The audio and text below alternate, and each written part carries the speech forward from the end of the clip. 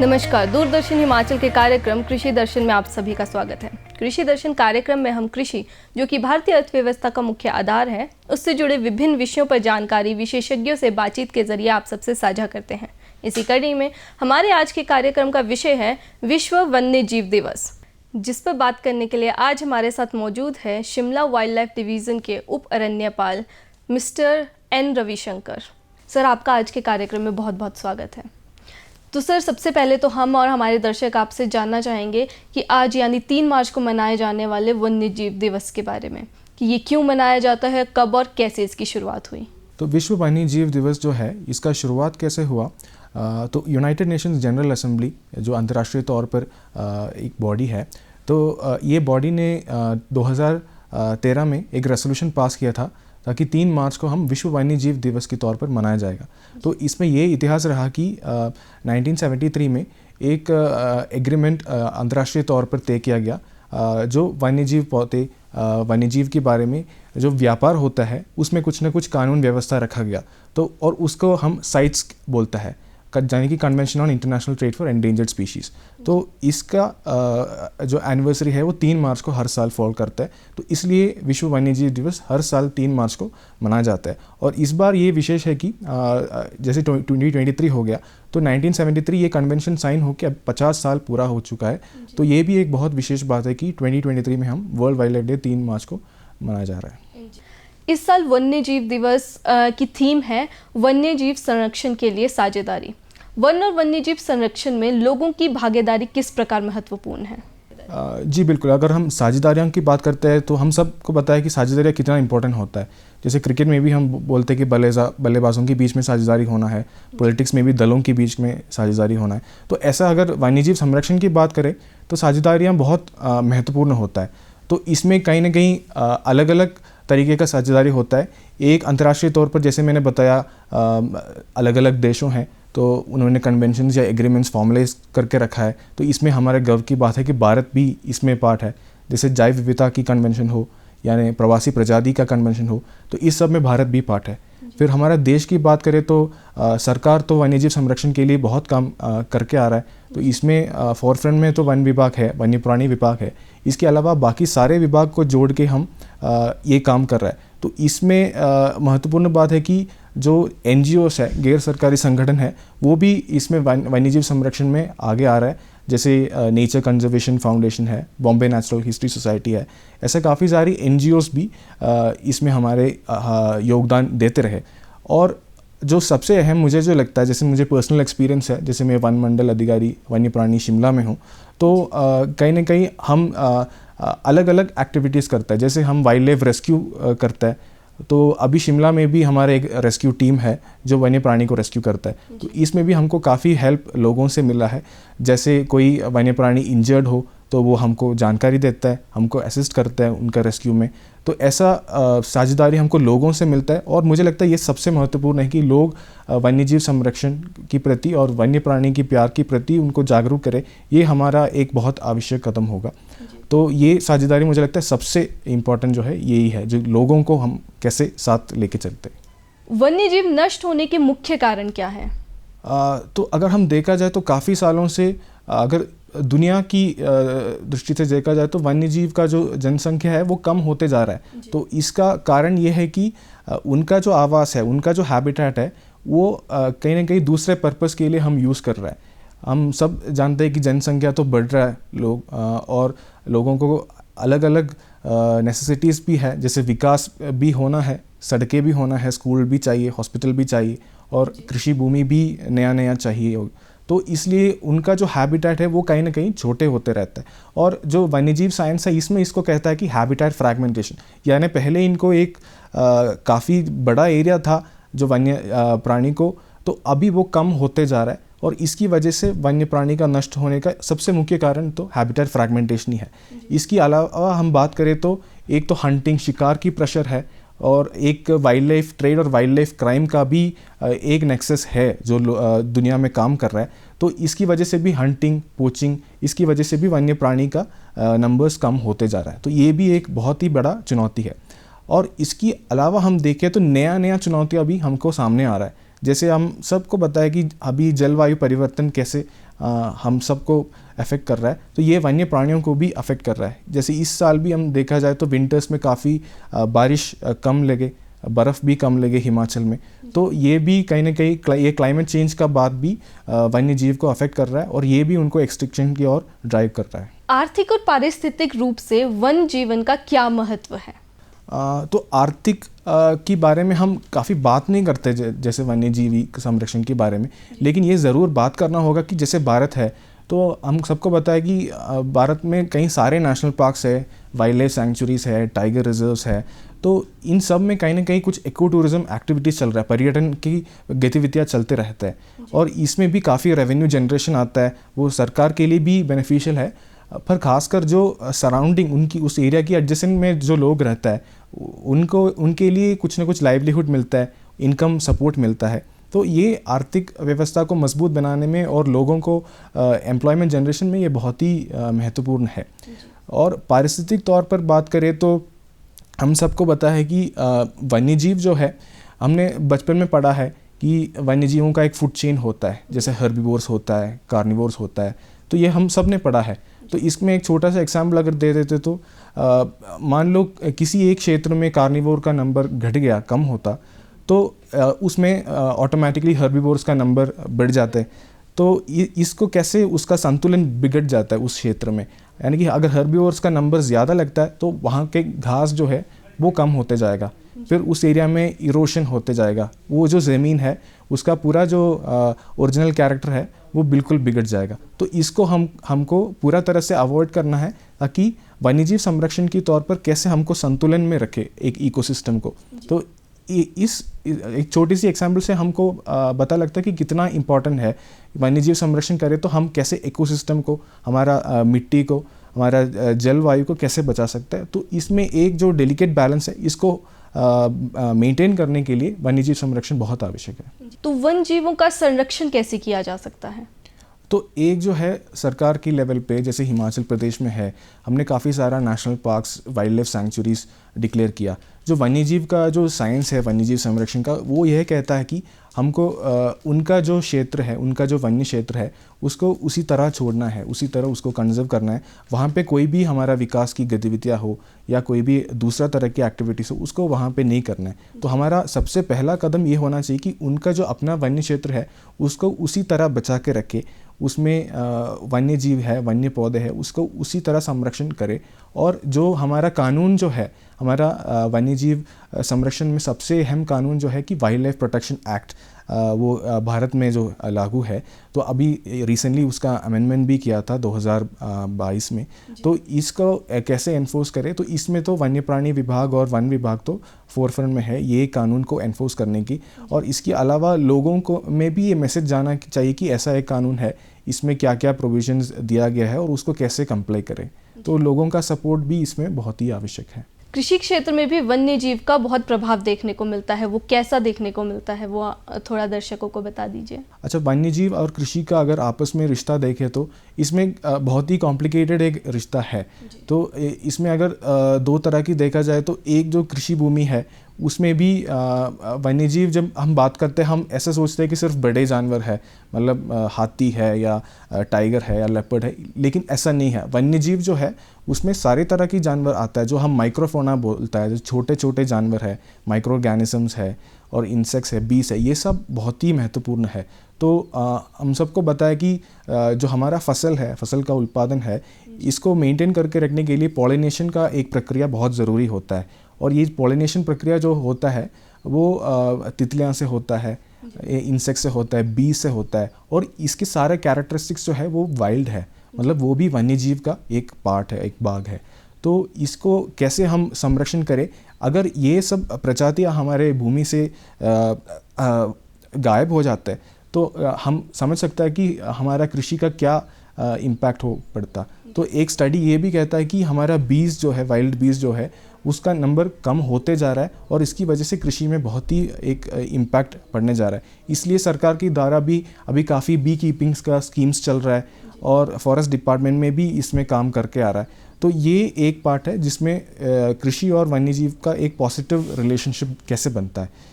इसके अलावा अगर हम देखा जाए तो कहीं ना कहीं हमको भी सामने आया कि कुछ एरियाज में कृषि भूमि में कुछ फसल का डिस्ट्रक्शन के लिए भी वन्यजीव कैसे शामिल होता है। तो ये जैसे मैंने पहले बताया, उनका जो आवास है वो कम होते जा रहा है और उनका जो जंगल में फल है, पानी है, वो नहीं मिल रहा है कुछ न कुछ जगह पे, तो इसलिए वो बाहर आ रहा है और खेतों में आ रहा है। तो ऐसा हमको काफ़ी देखा गया, जैसे शिमला में भी है, तो अपर शिमला में एप्पल बेल्ट में जो है हमको बालू का काफ़ी कंप्लेंट्स आते रहा कि बालू एप्पल ऑर्चर्ड में आ रहा है और उसका डिस्ट्रक्शन कैसे कर रहा है। सिमिलरली हमको अगर नीचे का एरिया है तो पोंटा में भी हमको हाथियों का कंप्लेंट्स ऐसे आ रहा है। तो ऐसा मतलब मैं मानता हूँ कि जो कृषि भूमि का ओनर है उनको मतलब कैसे लगता होगा कि जब उनका फसल ऐसे डिस्ट्रॉय होता है। तो इसके लिए हम अभी सरकार के तौर पर कॉम्पनसेशंस भी जारी कर रहा है ताकि अगर फसल डिस्ट्रॉय होता है तो उनको कुछ कॉम्पनसेशन मिल जाए। और इसमें हमको काफ़ी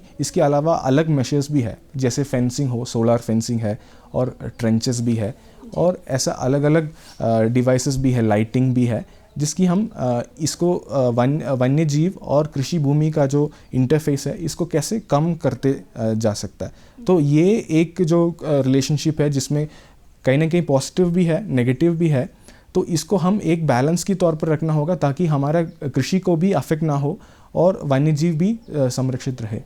वन्यजीव कृषि जगत में किस प्रकार महत्वपूर्ण भूमिका निभा रहे हैं? जैसे मैं अभी बताया, तो कृषि का जो नेसेसिटीज़ जो है, जैसे पॉलिनेशन हो गया, तो वो वन्यजीव के बिना हो ही नहीं सकता। और ये भी है कि कृषि का जो सबसे अहम जो चीज़ है वो मिट्टी होता है और मिट्टी में भी न्यूट्रिएंट बैलेंस एक बहुत ही महत्वपूर्ण चीज़ होता है। और वन्यजीव में जैसे छोटे छोटे जो प्राणी है और माइक्रो ऑर्गेनिजम्स है, इसके बिना वो न्यूट्रिएंट बैलेंस हो ही नहीं सकता। तो ये बहुत ही महत्वपूर्ण चीज़ है कि वन्यजीव जो मेनली जो माइक्रोफोना है, जो छोटे प्रति की जानवर है, छोटे प्रति की प्राणी है, इसके बिना कृषि का उत्पादन और फसल का उत्पादन मतलब बहुत ही कम होते।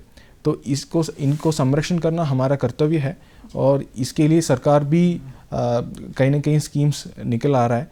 तो हमको लोगों के बीच में ये मैसेज ज़रूर डिलीवर करना है कि वन्यजीव संरक्षण जो है ये एक कृषि के लिए भी एक आवश्यक कदम है। जी, अभी हमने बात की कि किस तरह से वन्यजीव कृषि जगत में भूमिका निभा रहे हैं। अब आप थोड़ा हमें बता दीजिए कि कृषि कैसे वन्यजीवों के लिए मददगार साबित हो रही है। तो जैसे हम कृषि का भूमि अगर देखा जाए तो इसमें अलग अलग तरीके का हैबिटेट जो वन्यजीव के लिए है वो बन सकता है। जैसे अगर हम राइस फील्ड्स की बात करें तो उसमें भी जैसे काफ़ी पानी होता है और नमी भी रहता है, तो हम कहीं ना कहीं ये भी ऑब्जर्व किया है कि प्रवासी प्रजाति का जो पक्षी है उनके लिए कैसे ये एक अच्छा आवास हो सकता है।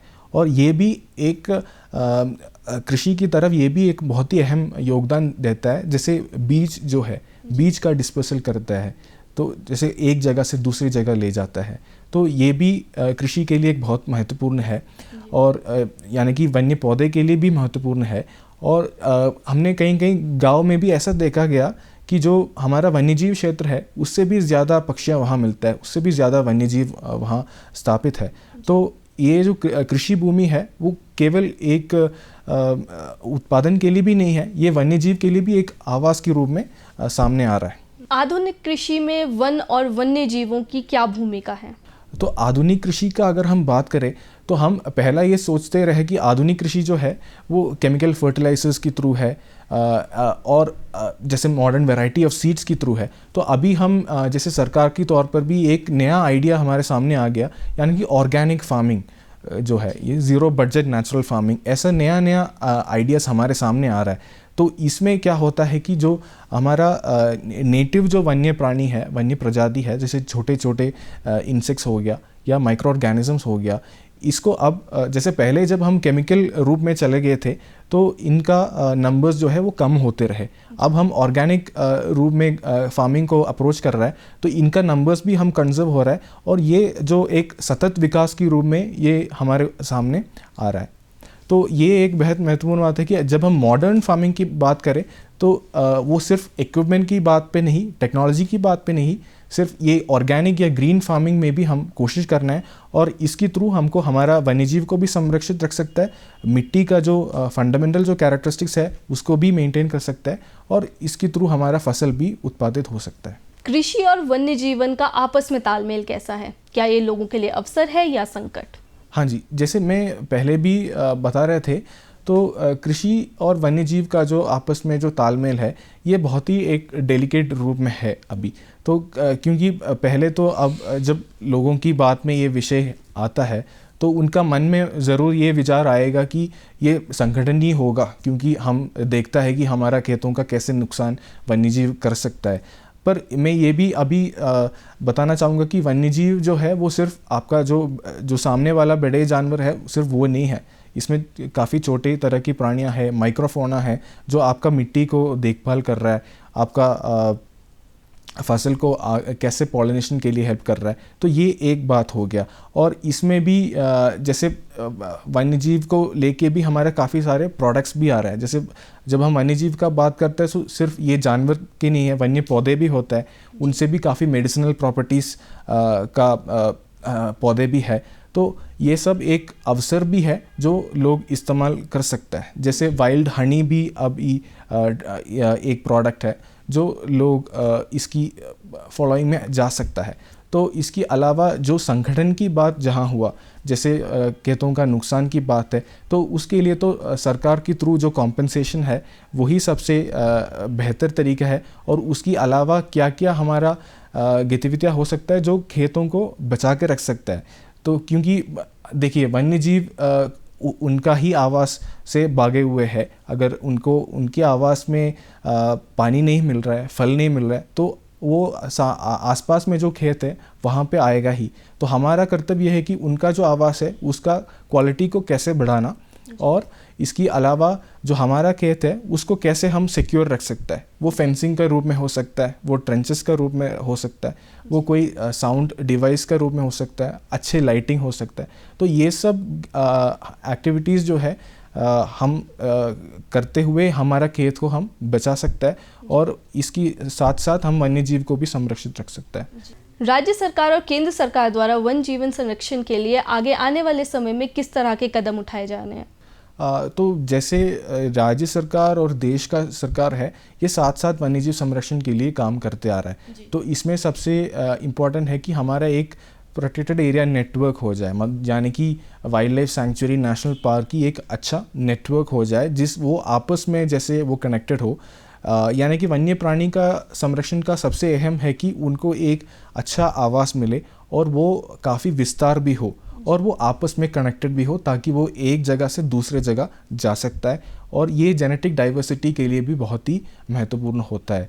तो ये एरियाज़ को कंजर्व करना, हमारा जो कानून wild life protection act, Indian forest act, ये कानून को एनफोर्स करना, ये सबसे बड़ा कर्तव्य है सरकार का।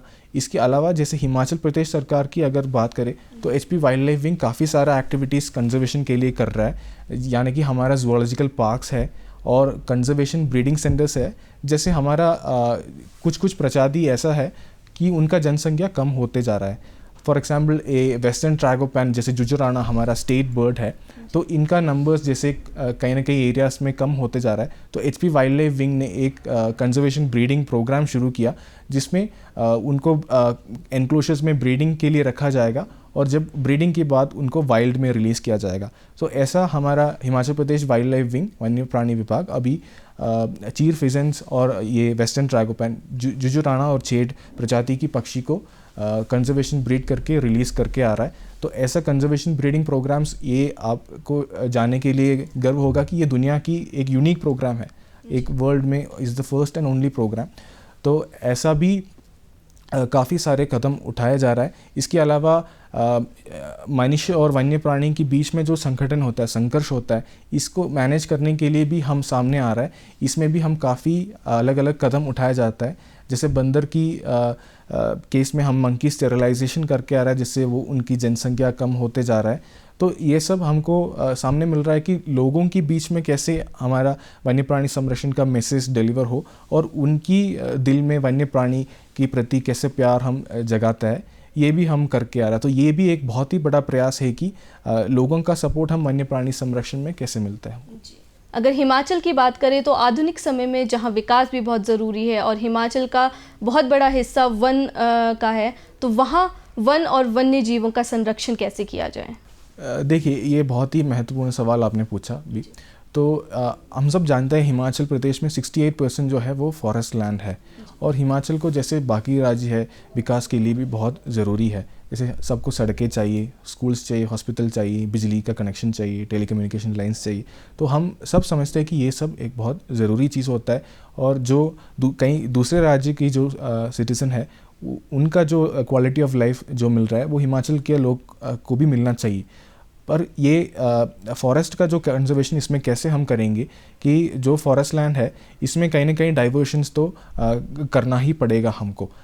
पर जब वन्यजीव संरक्षण की बात आता है तो हमारा जो वन्यजीव का क्षेत्र है, वन्य प्राणी क्षेत्र है, उसको अगर हम ऐसे ही प्रोटेक्ट करें और उसकी बीच का जो कनेक्शंस हम अगर मजबूत किया जाता है तो एक वन्यजीव के लिए एक अलग सा क्षेत्र हो और विकास के लिए भी अलग सा एक क्षेत्र हो, ऐसा एक स्पेशल प्लानिंग में अगर हम डाइवर्शन करता है तो हमको काफ़ी कामयाबी मिलेगा विकास के तौर पर भी, वन्यजीव संरक्षण को भी। इसके अलावा हिमाचल के लिए खासकर अभी सड़कें का लीनियर इंफ्रास्ट्रक्चर का काफ़ी प्रेशर आ रहा है फॉरेस्ट में, तो इसमें मैं सजेस्ट करना चाहूँगा कि वाइल्ड लाइफ कॉरिडोर्स बन सकता है। जैसे मान लो एक सड़क बन रहा है जो दो वन्य प्राणी क्षेत्र को बाइफरकेट कर रहा है, तो इसकी बीच अगर हम एक कुछ कनेक्टिविटी पैच दे देते हैं तो जाने कि वाइल्ड लाइफ को एक क्षेत्र से दूसरे क्षेत्र में जा सकता है। तो ये एक बहुत ही अहम कदम हो सकता है। ये कहीं ना कहीं दूसरे राज्य में, दूसरे देशों में अभी करके आ रहे हैं लोग, तो ये भी एक सजेशन हो सकता है। यानी कि लीनियर इंफ्रास्ट्रक्चर की केस में जैसे रोड्स जब दो फॉरेस्ट पैच को बीच में आ रहा है तो इसमें ये कनेक्टिविटी का जो एग्जाम्पल है वो अच्छा हो सकता है। तो ऐसा कई सारे नया चीज़ें हैं जिसमें हम विकास को भी साथ लेके चलता है और वन्य प्राणी का संरक्षण भी साथ लेके चलता है। किसान और जो आम लोग हैं वो किस तरह वन संरक्षण में भागीदारी दे सकता है? जी, जैसे वन्यजीव दिवस का जो आज का थीम है वो भी साझेदारी का है, तो लोगों का भागीदारी ही सबसे महत्वपूर्ण होता है वन्यजीव संरक्षण के लिए। तो इसमें किसान की बात करें तो मेनली जैसे अगर वो फर्टिलाइजर्स की इस्तेमाल थोड़ा कम करते हैं, केमिकल फर्टिलाइजर्स का, और ऑर्गेनिक ग्रीन फार्मिंग के तौर पर वो फार्मिंग को अप्रोच करे, तो इससे जो वन्यजीव संरक्षण भी होता है और सतत फसल भी इससे आता है, मेरा मानना ये है।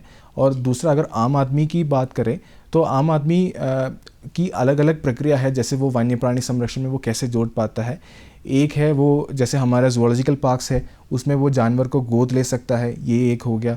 बाकी हमारा वाइल्ड लाइफ रेस्क्यू में हमको असिस्ट कर सकता है, जानकारी दे सकता है। और जो हमारा डूज एंड डोंट्स है जो वाइल्ड लाइफ कंजर्वेशन को लेके, जैसे फीडिंग ना करे एनिमल्स का, स्पेशली मंकीज़ का फीडिंग कम करे, तो ये सब छोटे छोटे स्टेप्स है जो वो वन्य प्राणी संरक्षण में वो कर सकता है आम आदमी। जी तो सर, आपने इतनी महत्वपूर्ण जानकारी वन संरक्षण के बारे में हमारे दर्शकों को दी, उसके लिए आपका बहुत बहुत धन्यवाद। आपने यहाँ आने के लिए अपना समय निकाला, उसके लिए भी आपका बहुत बहुत धन्यवाद।